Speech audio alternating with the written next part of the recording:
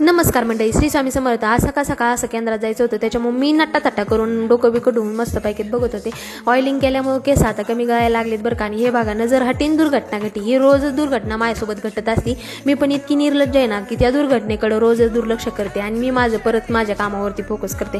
कारण की ना रोजच दूध उतू जात, थोडे इकडे तिकडे करायला लागलं की आपला दूध उतू गेलंच समजायचं. आज मला बनवायचे होते भोप्याचे धपाटे, पण ते असे बनवायचे होते ना, गपचूप गपचूप बनवायचे होते. भोपा टाकलाय धपाट्यात हे कळून नव्हतं द्यायचं, म्हणून मला आहे ना भोप्याचे धपाटे गपचूप गपचूप बनवायचे होते. म्हणून मी भोपळा किसून घेतला. आणि असं असतं जे पहिल्यांदा मी बनवते ना खारट, आणि आधीच खाऊन बघते, कारण की नंतर माहिती जर झालं आपण खारट बनवले ना आणि बनवले ते पोटात जायचं लांबच राहतं, ते तसंच राहतं.